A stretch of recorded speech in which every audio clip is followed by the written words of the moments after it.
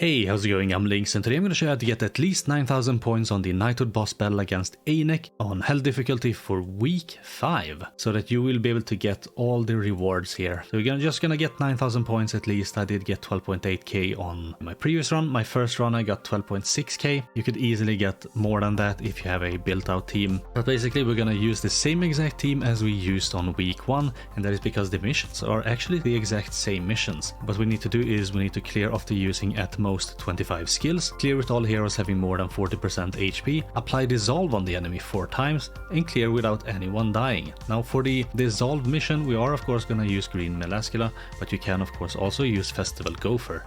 That could work, though Melascula does give us HP in the form of basic stat with her passive. That is gonna be really nice. It's not a lot. It's 20% of her lifesteal.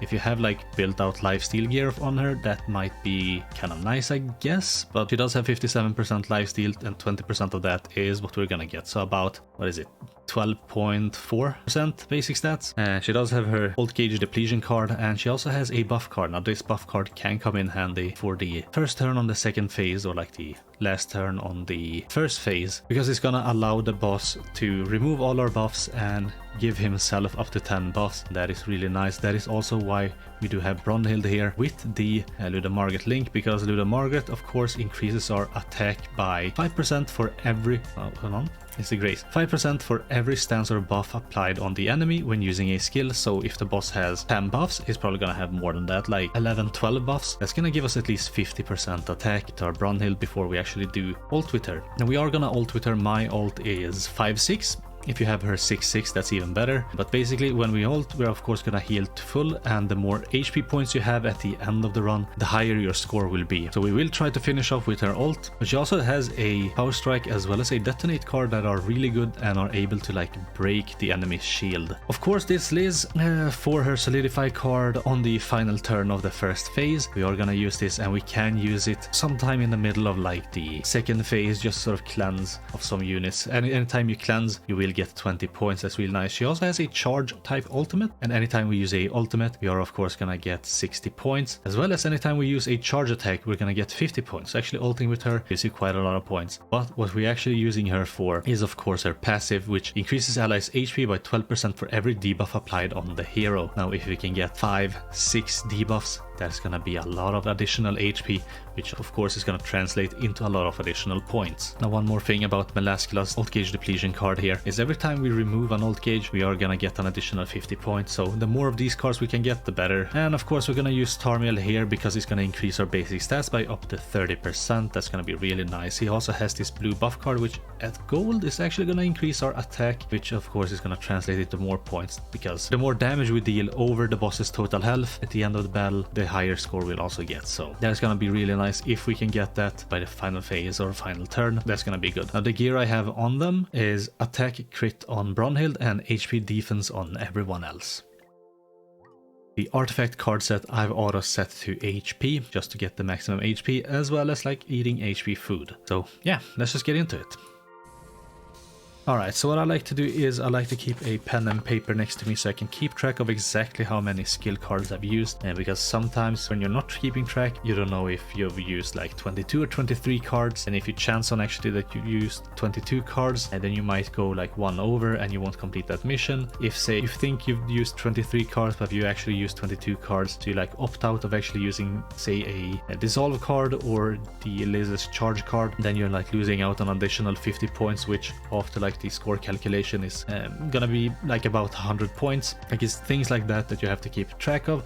Otherwise you just keep track of it. Like you don't need a pen and paper, you can just keep track of it by remembering it, I guess. But I have a very bad short-term memory, so I will just keep track. Now because the boss does have like one Old Cage over here, I will just use the dissolve card there. Now dissolve only counts when you're actually like removing an Old Cage orb, so if the boss doesn't have any Old Cage orbs and you use the card, it won't count towards the mission.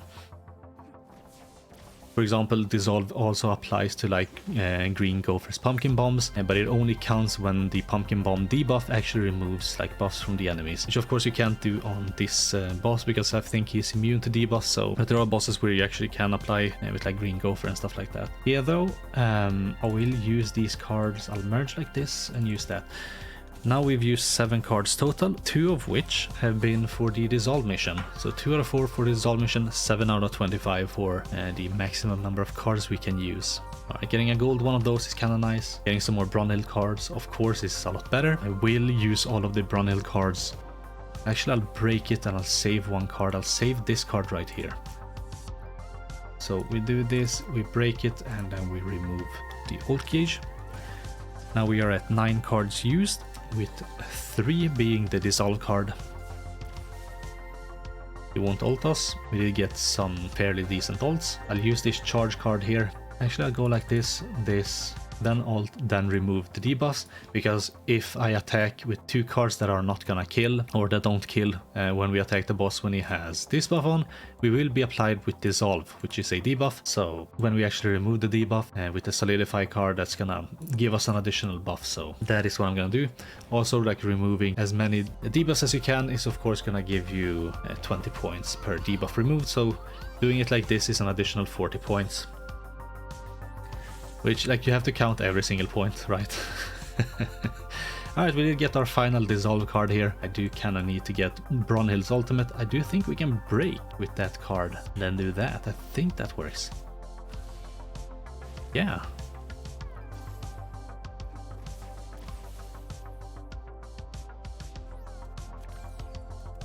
I think we are at 15 skill uses at the moment, so I think we're doing good. We could cleanse, of course, again if we wanted to, and that's really bad though. Like, having a bronze cleanse card is kind of nice, just to have like a card that you can waste. Unfortunately, we're not getting any cards here, and I'll just use that instead.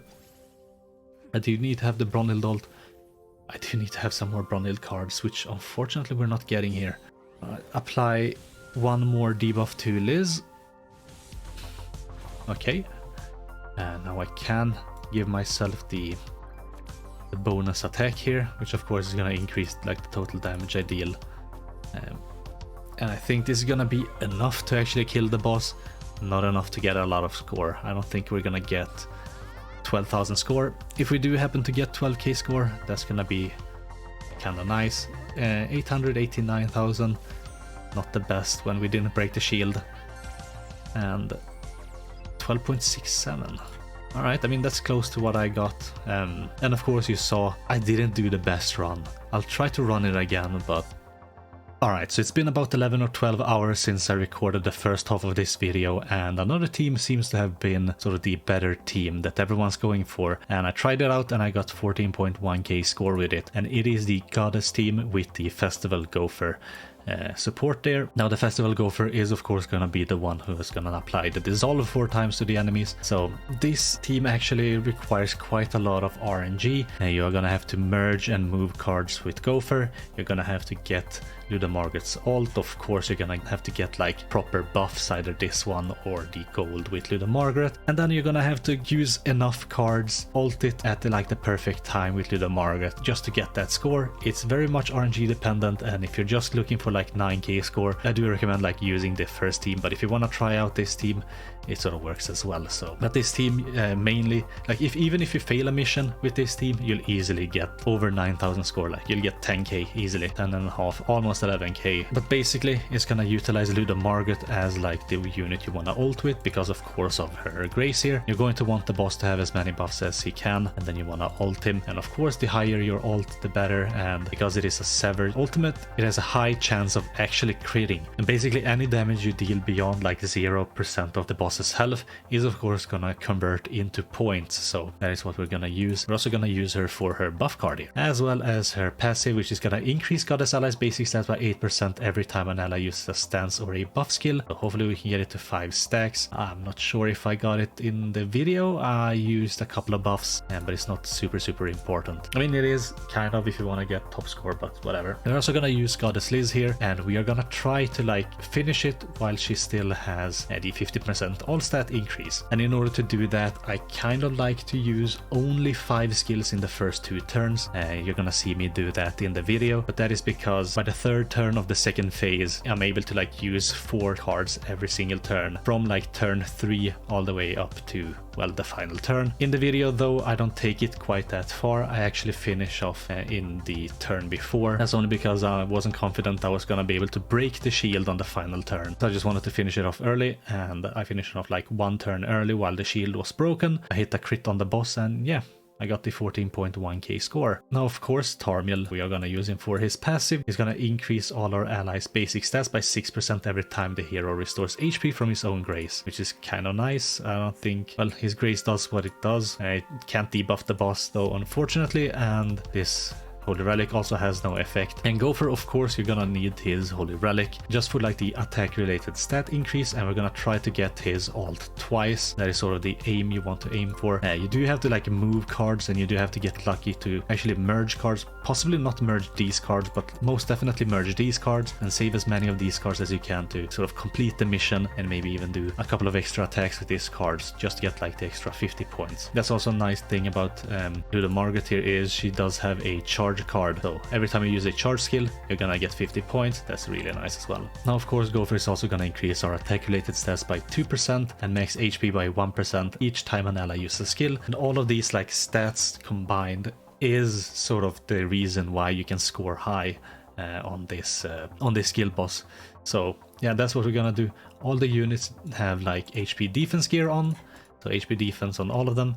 Actually, in these 11 hours since I recorded the first half of the video, I actually like UR'd his pieces. They're super shit though. I'm kind of low on anvils and hammers, so I don't really want to reroll these, but yeah, they are what they are, and it worked out quite well anyway. So all of them have HP defense. The card set I'm running is actually this card set, so if an ally is debuffed from a skill during the enemy's turn, restores 5% of their max HP. I do believe like this card you do need to run the, what's it called, Training Grotto to get, or something like that. Like, I can't quite remember exactly where you can get these cards, but if you just look it up, it should be like one of the first card sets at the very top. Can I not? There we go. I think it's like number 2, right? Because there's number 1 and number 3, so it's number 2. So yeah, just craft that one if you don't have it and level it up. And the food that I'm running is of course HP food. So I already did a recording of this run, and I'll just talk over it. Let's just get into it. Alright, so this is the run. I'll just move forward a bit. So the first thing I like to do is I like to move a Gopher card, and then I like to use these 3 cards. So that's 3 total card uses. It won't quite break the shield. I believe it will bring it down to like either 21 or 22%, something like that. It always does it. And then of course you're gonna hope to get at least 1 Gopher card. This card is quite nice to actually get right here, because what that allows me to do is just use another card, move cards twice with Gopher, and then use the card. Then I've used like a total of 5 cards. Yeah, I'm just moving whatever card and then using a card. But this is also gonna be like one of the cards I use to bring down the boss's ult gauge. So that's 1 and 5 total card uses. Liz still hasn't gotten her all stat increase from her passive. She will actually get it once I actually use a card. And right here on this particular run, I do believe I use 2 cards here. So she won't benefit from the all stat on the first attack, but she will benefit from it on the second attack. And I did give all stat with Gopher. Yeah, that's right, because I moved the card to merge 2 Gopher cards. So this is like the 3rd turn, and I remove his ult. Like basically this sort of strategy requires quite a lot of like luck and stuff like that. As you can see, I got another like Gopher ult gauge remover card. That of course helps out a lot. Like one tactic you can use, of course, as you can see what I'm doing there, I'm not actually merging, is I'm applying the debuffs to myself, and then I'm cleansing them to give myself a little bit of extra points by having this buff right here. For the second phase, because I do know the ult is gonna kill. By having the buff for the second phase allows the boss to remove the buffs when it's the boss's turn on the first turn of the second phase. You can remove all my buffs, give himself a bunch of buffs, and that of course is gonna make it so that Luda Margaret hits for hard. And as you can see, this is a really lucky merger there. I got the gold card. I do have a bunch of like Gopher cards I can use. I think I'm like thinking about exactly what I'll do, but I'm just moving cards, trying to get like Gophers ult gauge high enough to where I can actually take off the enemy's ult gauge orbs. And Usually I like to wait one additional turn after this turn and then clear the boss fight, because that's sort of what I've aimed the amount of turns. If you want to clear it within this turn, then of course you can get Liz's ult or her passives up one turn early if you want to clear it on this turn, and I think that might even be better, honestly. So like using just 5 skill cards isn't perhaps necessary, but I'm pretty much thinking here exactly what I'll do, because I was thinking like, should I wait one additional turn? Do I think I'll be able to break the shield with all of these buffs up with like 3 attacks or whatever?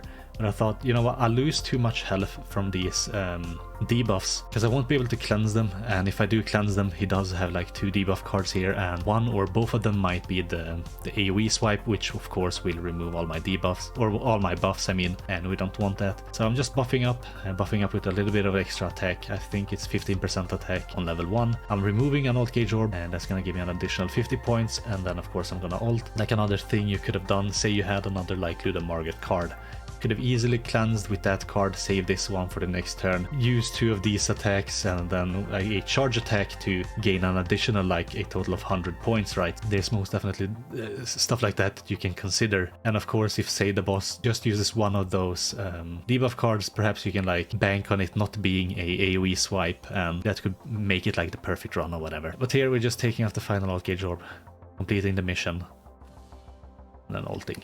1.4 million.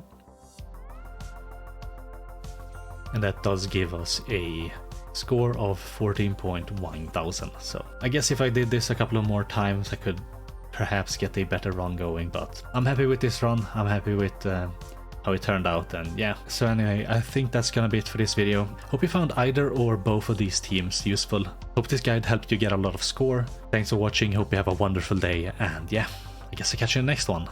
Bye!